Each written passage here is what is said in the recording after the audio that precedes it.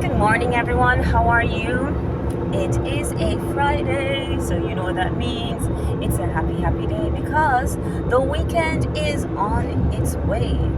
As far as I'm concerned, once I leave work, the weekend has started. It's a sunny day today. There are clouds in the sky, but it's mainly sunny. My car is dragging. I'm not sure why. Maybe it's just how I'm depressing the gas pedal.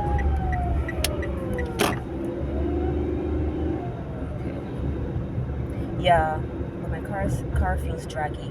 Anyway, um, yeah, it's a Friday. Today I'm visiting two schools. I hate when I have to visit different schools, but you know what? The upside to visiting two schools, it doesn't feel monotonous. So, I visit one school for half the day, okay, and then I get the excitement of visiting another school the rest of the day.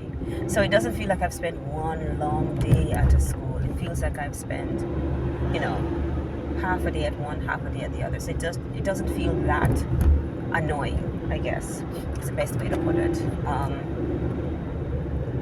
But would I want to do that every day, visiting two schools? No, because if both schools give me a full day of teaching, it's still the same. Just that now I have the tedious task of moving from one place to the next. So yeah, I mean, I don't mind it sometimes.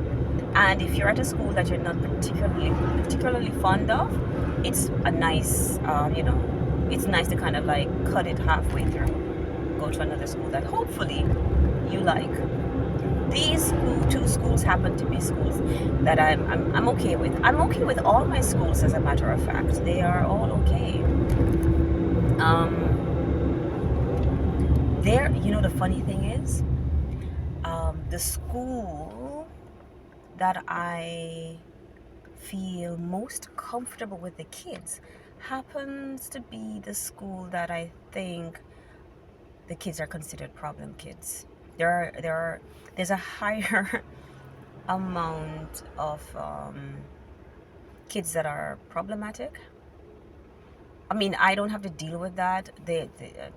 Kids are chatty, and sometimes that's a little bit annoying because you're in a class and they're chatting, and yeah. But generally, they're okay.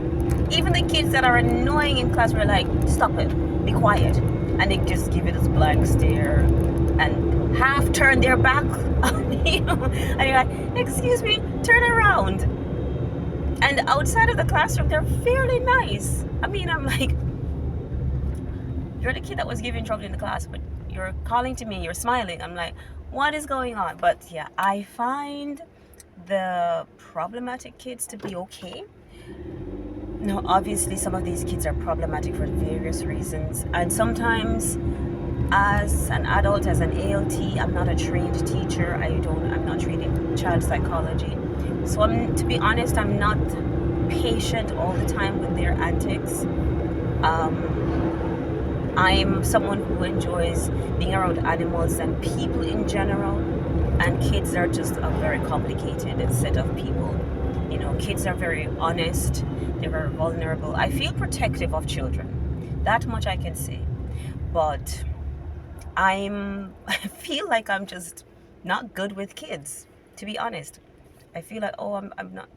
Can you just give me a puppy? Or give me a cat? Give me an iguana. I don't think I'm that good with kids. But, I make sure I try to do my job as best as I can. And I want the kids to learn English. I want them to enjoy the experience. I want them to think about life outside of just Japan or Japanese thinking. I want them to experience more in life and good positive things. So not just, hey, let's go traveling and enjoy. No, I want them to feel safe. You can't guarantee that with people. The world is very aggressive, and kids have to deal with that too. They're not protected at all because now the aggression is also directed at them. They're vulnerable. Kids are going through a lot of stress. I mean, people might say, "Oh, you're a kid, you're a child. What kind of stress could you be going through?" Kids are going through a lot of stress among each other, from adults, from just outside sources. And it's so important for adults to be there for them. And sometimes it's hard. I mean, like I said, I'm not always patient with them. I can recognize that something is wrong, but there are times when I'm just not patient with it. And that could be with it, just anybody. It's a lot to deal with. But I try sometimes. I try. So weekend, what are my plans? I'm always busy on the weekend. I do volunteer work on Saturdays and Sundays. So that is definitely going to be done. Unless I'm really tired or I've got something else to do, something that I can't change. I do my volunteer work. On Saturdays, I do that, and usually I just go back home, and that's it for me for the rest of the day. Maybe do some shopping, grocery shopping or whatever, and that's me for the rest of the day. On Sundays, I have a meeting I go to in the morning, and then I have my volunteer work, and usually I just go home after that. Then later in the evening, I have an online class, teach English online, and that's it. So my Sunday is pretty busy. Not necessarily, yeah, it's like half the day spent outside of the house, and the other half is at home. And then Monday I have work. So I really think I need a weekend. A weekend to be a weekend where I do nothing. I've been really tired, but the problem is, I say I'm tired.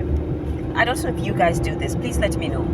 I say I'm tired, and I'm like, I'm going to spend the time resting. I'm going to take, let's say, the Saturday, and I'm going to rest. And I don't rest. I find everything else under the sun to do. And I don't rest. I want to take a day, get up late in the morning. But unfortunately, I usually I'm awake by 6, the latest 6. So anyway, I would like to get up late in the morning, make a lazy breakfast, eat, do some chores, and go back to bed, sleep. I want to do that. I don't know if I can force myself to do that. It's just not what I do. I'm going to get up, make breakfast. I'm going to do some chores and or a lot of stuff in the house. And I may watch TV or something. And yeah, I'm going to stay awake. That's what's going to happen. But I really think I should take a day and just rest. So then I won't feel so annoyed with going to work, because I'm tired during the week. How about you guys?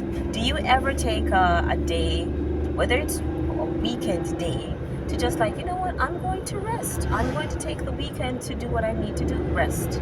Or do you occasionally take a day during the week from work, like you might take a mental health day, and just really use it to rest, to kind of just re-energize yourself, because you realize, oh my word, I am burning myself out and I need to take the time to really rest. Do you do that? I'm gonna break this because I don't want to go too long, or maybe not. Let's go to the 10-minute mark. Something I've been trying to get back into is reading. I had a lot of hobbies when I was younger. Reading ferociously was one of my hobbies. Sorry, I still kind of list it as a hobby, but to be honest, I haven't engaged in recreational reading in years because I'm busy. And what I find is that I don't want to sit still. So I don't want to sit and read. If I'm going to sit, I'm going to watch TV. But I need to read. I want to go back to my reading. I want to take up drawing. I bought pencils, and I bought a sketch pad. I want to take up drawing. I'm going to end this before we get to the 10-minute mark, because I really think my videos are too long. They're so boring. Okay, got to go. Until later. Bye.